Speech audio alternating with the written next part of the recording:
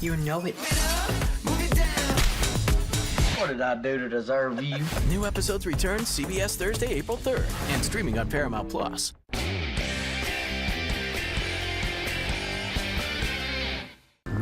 We have a nice day shaping up on Thursday, but some changes are ahead as we head into Friday and the weekend. We have those details tonight.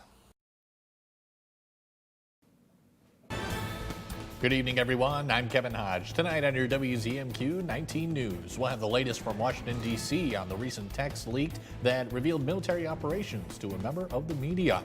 Plus, media outlets PBS and NPR take questions from lawmakers on Capitol Hill on allegations of promoting a liberal agenda. And we have more details on the city of Ishpeming's efforts to cut costs when it comes to their wastewater treatment plant. Your 19 News at 11 starts now.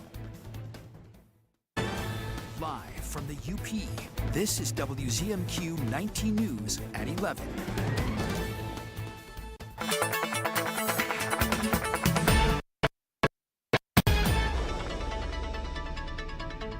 As we look ahead towards tomorrow, looking like a really nice day. This is probably our pick day for the rest of this week. Temperatures bouncing into the mid-30s here into Marquette. Some spots to our south could reach the mid-40s. And you see that here out towards Iron Mountain and Iron River, mid to upper 40s.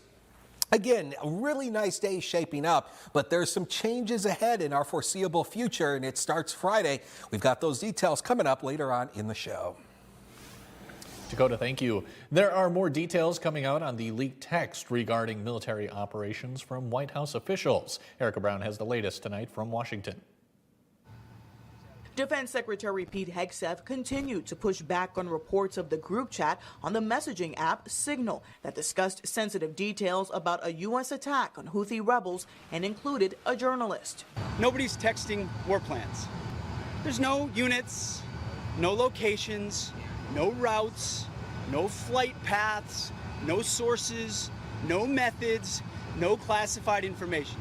On Wednesday, The Atlantic released more excerpts from the chat among senior national security officials that inadvertently included the magazine's editor-in-chief, Jeffrey Goldberg. The text chain also discussed detailed information shared by Hegseth about the timing of the U.S. strikes in Yemen, weapons, and military aircraft involved in the attack. It confirms our darkest assumptions about mishandling of sensitive military operations. The Trump administration has downplayed fallout from the leak as lawmakers pushed for an investigation. Director of National Intelligence Tulsi Gabbard, who was among those in the chat, testified before a House committee in an annual threat assessment hearing. It was a mistake that a reporter was inadvertently added to a Signal chat with high-level national security principals, having a policy discussion about imminent strikes against the Houthis and the effects of the strike. At the White House, President Trump defended his national security team. There was no harm done because the attack was unbelievably successful that night. The president also announced a 25% tariff on auto imports that will take effect April 2nd. That's going to lead to tremendous growth in the automobile industry. While the White House says the move will boost domestic manufacturing, some economists warn it could hurt automakers that rely on global supply chains and raise prices for consumers. The heads of the Senate Armed Service Committee are asking the White House for an inspector general investigation into the texting incident. Two of the nation's largest public broadcasters face tough questions on Capitol Hill about whether they should continue to receive federal funding. Republicans from a House DOJ subcommittee repeatedly accused the CEOs of NPR and PBS of promoting a liberal agenda during Wednesday's hearing, saying the public media outlets should be defunded. Democrats say it's all part of President Trump's playbook of going after media he doesn't like. The news that these entities produced is either resented or increasingly tuned out and turned off by most of the hardworking Americans who are forced to pay for it. We find that enabling public radio to continue to be funded allows for us to meet the needs of people who live in news deserts. If we're going to get rid of any puppeteers, we should get rid of the one that's actually controlling Donald Trump. Fire Elon Musk and save Elmo. Two Republican lawmakers introduced the Defund NPR Act last month to bar the radio network from receiving federal money. NPR only gets about 1% of its funding directly from the federal government. In one of the most comprehensive statewide bans of its kind, West Virginia has now outlawed foods and medications that contain some artificial dyes. The food dyes will not be permitted in school lunches in West Virginia beginning August 1st. It comes amid a nationwide push from scientists and government leaders for more restrictions on food additives that potentially have harmful health effects, particularly for children. There is some evidence, at least for some kids, that this can increase the risk, these dyes can increase the risk of hyperactivity, sleeplessness, inattention.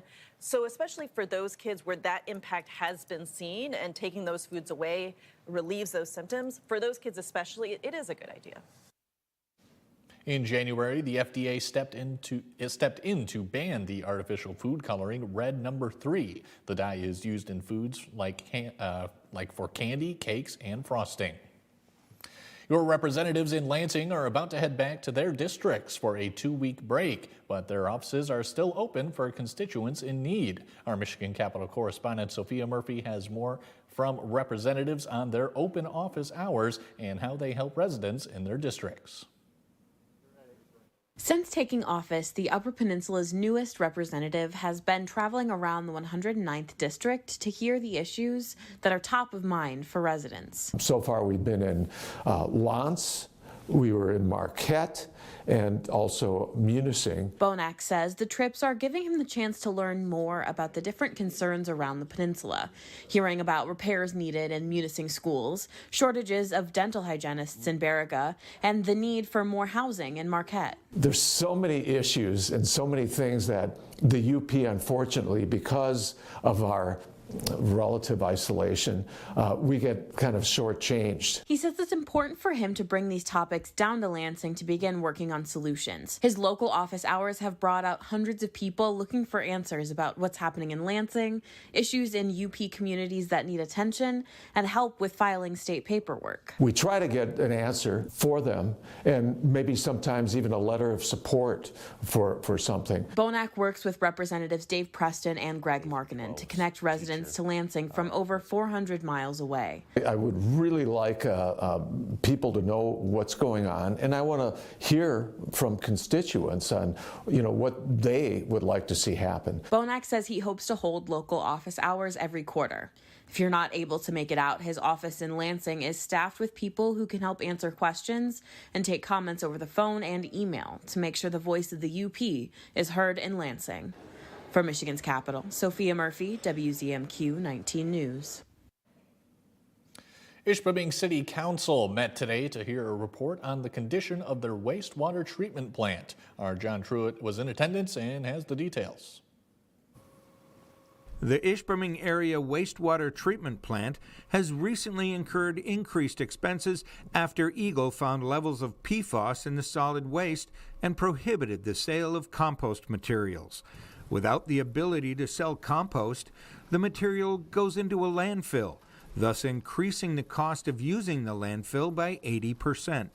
The amount of biosolids that we're bringing to the landfill is 425 tons a year, and it's about 14–15% solids, the rest is water. Wastewater Treatment Director Casey Rose believes they can do better. With the new process that we're looking at, we could get to be 70–90% solids. And that would reduce our tipping fees at the landfill about 80%, or about $200,000 a year. Another issue facing the council is the age of the facility, something incoming city manager Randy Scholes is very aware of. The facility's 40 years old, so obviously end of life is always a concern, and then the funding mechanism is always a big issue with any facility, any public facility. The next step will involve the city council's options for funding, and whether the operation stays as is or will be governed by a separate wastewater authority made up of Ishpeming, Ishpeming Township, and Negaunee. In Ishpeming, John Truitt, WZMQ 19 News. The Ishpeming City Council will tour the wastewater facility soon. It will be their job to solve the many questions surrounding the issue. We have your first warning weather forecast when we come back. Plus, the latest data shows a decline in the rate of children getting vaccinated for measles. And we go in depth on the dangers that come along with online gambling, with it being more accessible than ever. We'll be right back after this. Shop hundreds of Lazy Boys at Kirkish Furniture in Houghton. Kick back in comfort in an industry-leading recliner. Choose from all fabrics, colors, and sizes with prices starting as low as $4.99 plus free delivery. Shop Kirkish Furniture in Houghton today. John's Auto is quickly becoming everybody's favorite place to buy get their car fixed. John's Auto is quickly becoming everybody's favorite place to fix their car. Was that right? For a better service experience, come to John's Auto Market. Why do I keep forgetting that word? Experience. Okay, go. 3, 2. For a better service experience, come to John's Auto Market. And don't forget, Here's your WZMQ CBS This is Home Community Calendar.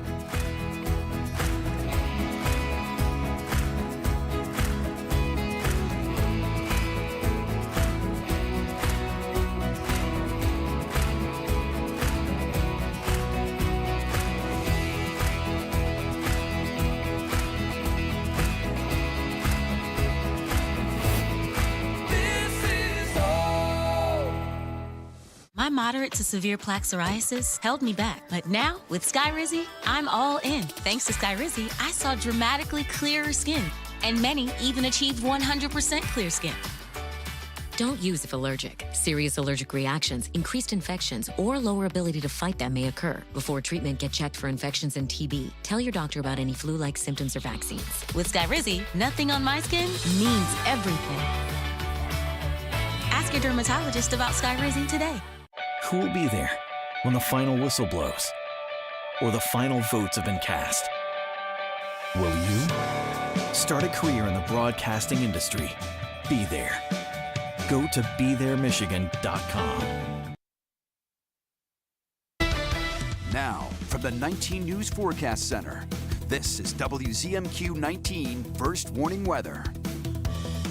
Let's check out your weather headlines as we continue watching some changes into our weather pattern. Tomorrow looking like the best day for the rest of this week. We're talking a good supply of sunshine, mild temperatures, but that's the change as we head into our Friday. Start to see a wintry mix of rain, snow, sleet, and maybe a little bit of freezing rain, which then changes to snow as we head into this weekend. So yeah, it might be spring, but winter's not over yet. 32 degrees tomorrow at the bus stop, not as cold as it's been in past days, so a really decent day. But you see, we kind of increased the cloud cover a little bit into the afternoon. Temperatures bouncing up into the mid-30s. All in all, a really decent day. Now, winds will be on the lighter side here, about 5 to 10 miles per hour through our Thursday. As that front moves through, winds start to shift more out of the east-southeast. That'll bring in some warmer air, but that's going to become the dividing line for our weather maker on Friday. So here's first warning weather futurecast. Quiet through Thursday, maybe a couple of snow flurries across the UP. Can't rule that out, but most of us will be living in sunshine. As we head into Friday, clouds thicken up, and you already see some hints of that pink here. That's the sleet and freezing rain. You see the legend up here on the banner. So that's what we're watching as we head into Friday.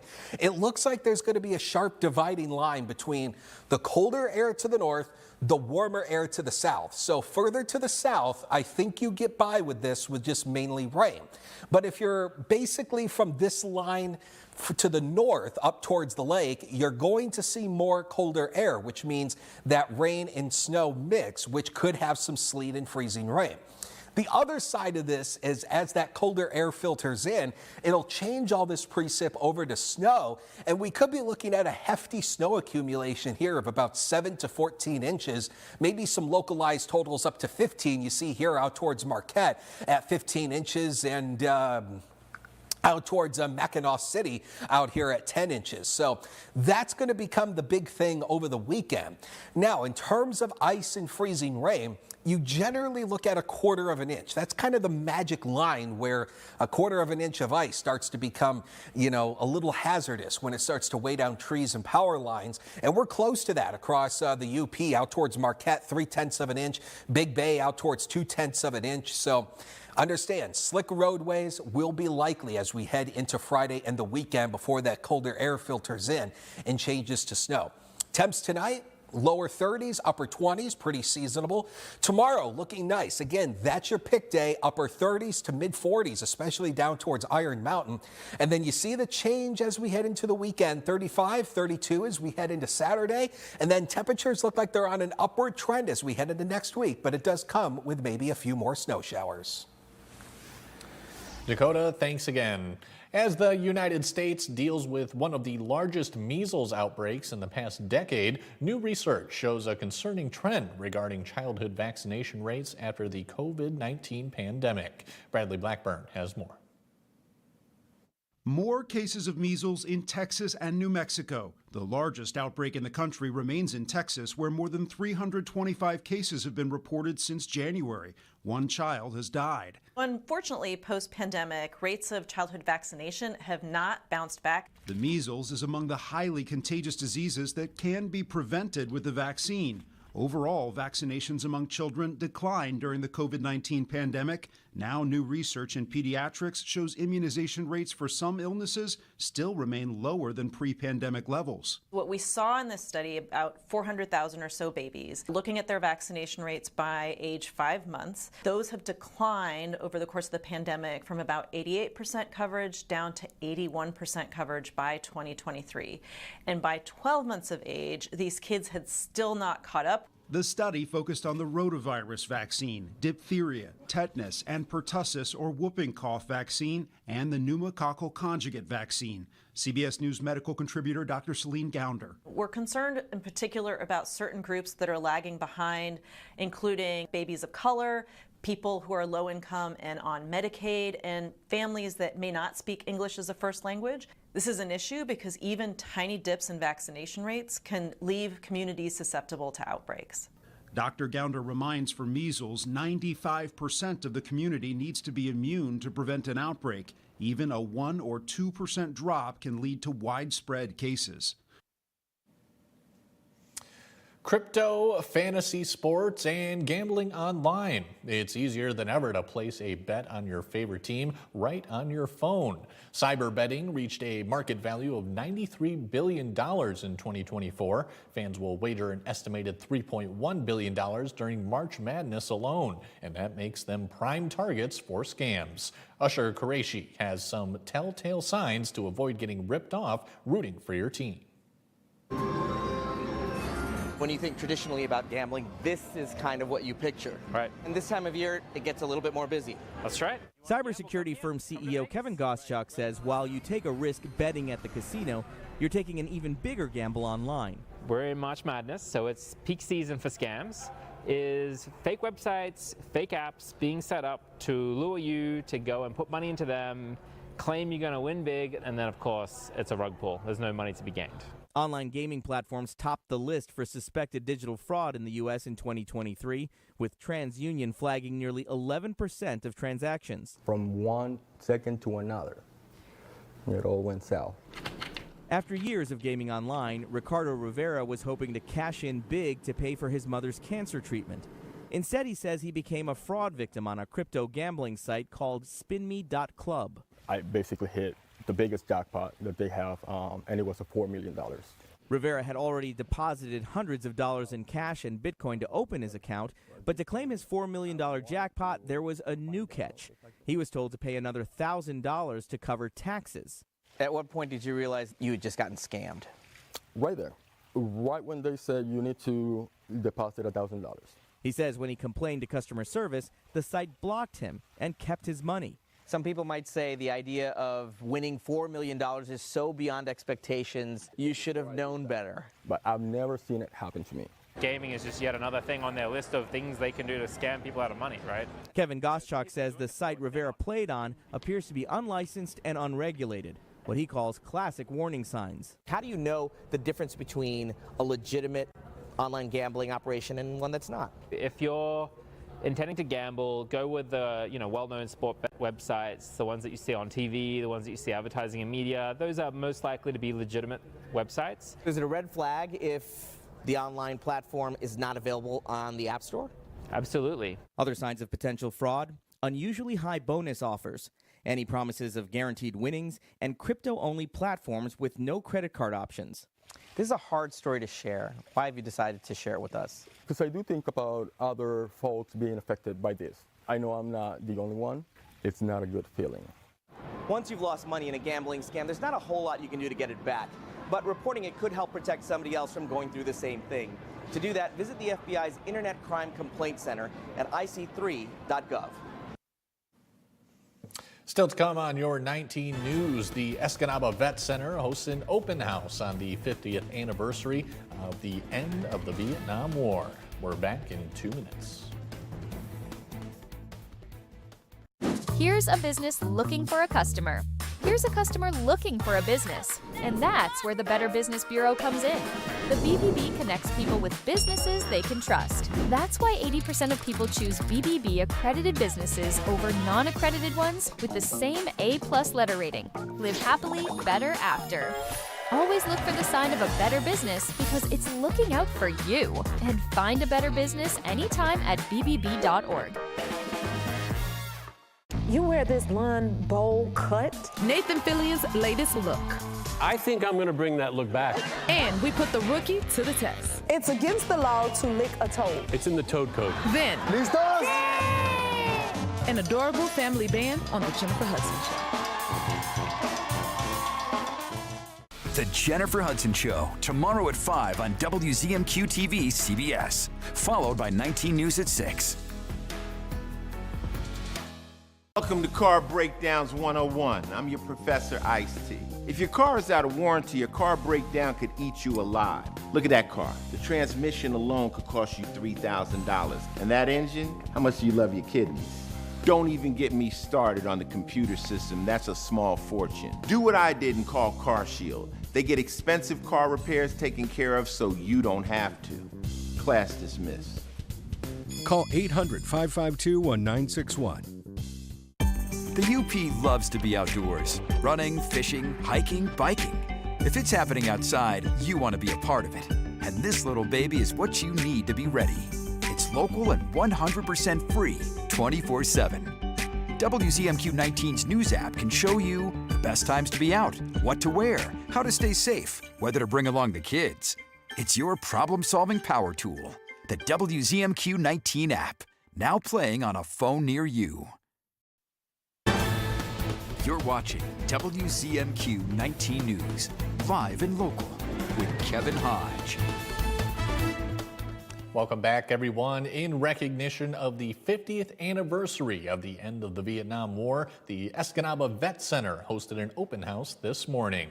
Our own Lily Simmons spoke with two veterans about their service and what the Vet Center means to them. Army veteran Ralph Johnson graduated high school in 1963 and went straight into the military. I was in Cu Chi in the Ho Chi Minh Trail, kind of close to death a few times. More than that because I was in the combat, trying to count the people pushing their bikes with the loads on them. I was about 20-25 feet from them when they come through. Dennis Parrott served in both the Air Force and the Army. I had a desire to travel, so that's why I went in the military initially. I've been to 13 countries, 47 states, so I got my money's worth with 26 years in the military. When Vietnam-era vets returned home, whether they served in Vietnam or not, they did not receive a warm welcome. Despite the war ending 50 years ago, those feelings are still fresh in many veterans' minds. We were looked at like less than human or whatever, you know. I was used to my parents' generation. They had a lot of respect. They didn't want it. but they got it, and then we lost it all. Parrott says they only got that respect back when vet centers came into the picture. And that's the reason they started, because they weren't taking care of the Vietnam era vets. So now I'm in the VA system. I go to a VA clinic, even though I don't have a disability. The vet center offers support for active duty service members, military families, and veterans, especially those struggling to transition back into civilian life. When I got back, I did have to go for counseling for 2 years. They didn't have the vet center here, but I drove to Iron Mountain twice a week. It would have been nice to have a vet center here at that time. These veterans say they're proud of their service during the Vietnam War. I think everybody should serve time in the service. Even Vietnam was a great experience. I'm glad I went through it all and served our country. And they're grateful for the resources available to them 5 decades later through the Escanaba Vet Center. I come here every once in a while, meet other people who've been in the service, some I didn't know, some I recognize today. It's a great place for the veterans. I've been overwhelmed at all the opportunities we have now. Lily Simmons, WZMQ 19 News, Escanaba. Feeding America of West Michigan's mobile food pantry made a stop in K.I. Sawyer today. Hundreds of goods were handed out to families from the surrounding areas. Some of the food came fresh from local farms, with potatoes grown in Sagola, fish from Sault Ste. Marie, and ground pork from Chatham. Volunteers were very glad to give back to the community, and it was a great day to do so. I like helping people, and I feel everyone needs to eat and everyone needs to have the ability to have food at their homes. The mobile pantry will make its way through the Upper Peninsula with stops at Newberry and Iron River tomorrow. A suburb of New York City is hoping to become a major movie-making destination. Michael George shows us how the city, dubbed Hollywood on Hudson, is even teaching kids to become the next generation of filmmakers. So now, please take your cameras out and let's put them on our tripods. These 6th graders are getting their first taste of filmmaking. And I want you to practice interviewing your team member. At the Robert Halmy Senior Academy of Film and Television in Yonkers, acting and camera work are taught right alongside math and science. I love it. It's so much fun. 11-year-old Emmeline Alifans is an aspiring actress. I'm preparing for a real-world job, which wasn't really an opportunity before. Robert Halmy, CEO of Great Point Studios, helped create this school for kids interested in learning every aspect of filmmaking. They learn how to be camera technicians, how to be sound technicians, how to do hair and makeup, how to do audio, how to build sets, how to act, how to write. The hope is by the time they graduate, these kids will be ready to work in the film industry or continue studying it in college. And the location in Yonkers is intentional. There's an effort to turn this New York suburb into a premier movie-making destination. We're 25 minutes from Manhattan, and we have all the great looks of small town, big city, everything you'd want when you make a film. They're calling Yonkers Hollywood on Hudson. Film studio Lionsgate even opened a new 1 million square foot production facility here. This is the latest in virtual stage production, LED technology. If you wanted to have someone driving over the 59th Street Bridge, it would look something like this. And Hollywood is starting to take notice. Shows like Dexter, Raising Kanan, and The Penguin have all come to Yonkers to film. Yonkers' mayor says last year the city generated $900,000 in revenue from its growing film industry. Now don't go away, Dakota Hunter will have our final look at weather when we come back.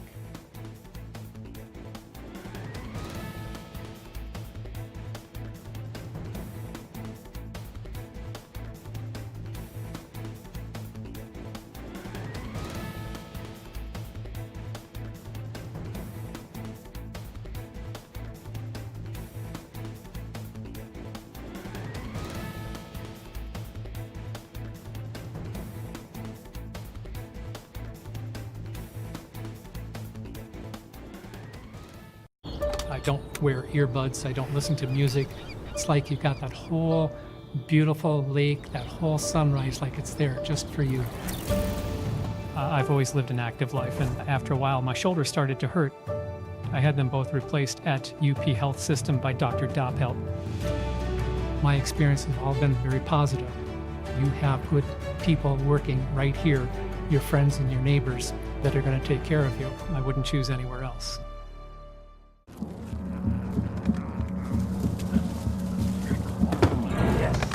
Yes. Oh, hi. I suppose you're wondering what an A-list celebrity like me is doing in a place like this. You must know, I'm saving the world. Oh, hi, Beth. Yep, saving the world again. Did you know that 40% of all the food produced in the United States is thrown away? That means everything that went into that food, the pesticides, the water, the land, was all for nothing. Just look at this perfectly good food thrown in the trash. The pizza with extra Cheerios, these goldfish and Band-Aid tacos. And just look at this perfect trash burger. This pasta dog looks delicious. You don't have to dumpster dive like Ed Begley Jr. to save the planet. Fight food waste by shopping smart and using what you buy before it gets trashed. That's way better. Ooh, arugula. Do your part and find out other world-saving tips at betterthaned.org. What's bothering Archie? Politics. What the Supreme Court says ain't got nothing to do with the law. Zucchini. What do you call this? Zucchini. Looks like a cooked pickle. How to raise children. Get out of here! Sexual freedom. What kind of a problem have they got? It's sexual. Sheesh. Door cat. Goldfish. Come on now, I draw the line on goldfish. See what's bothering Archie. All in the Family, Sundays from 8 to 10 on WZMQ Me TV.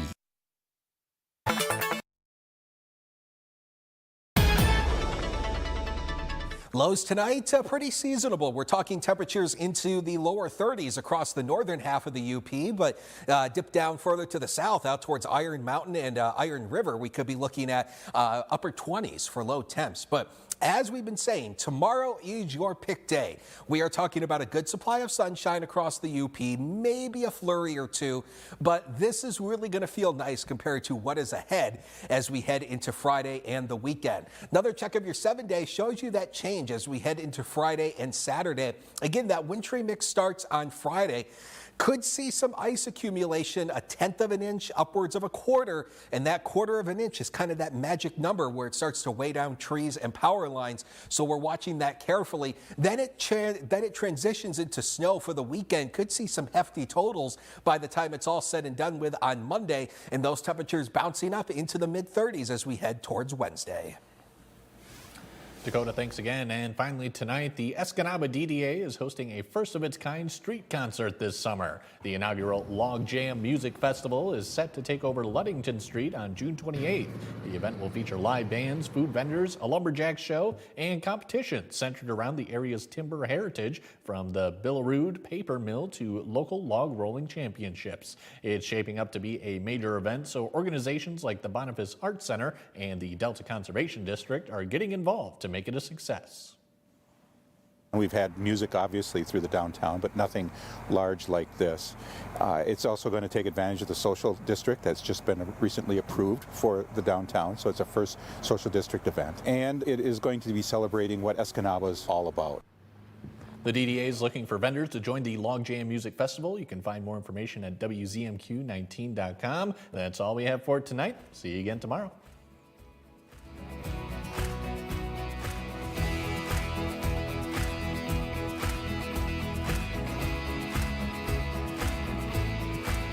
#19 News is brought to you by Kirkish Furniture. Help! When you fall and can't get help, you will lie on the floor for hours or days in constant, terrible anguish.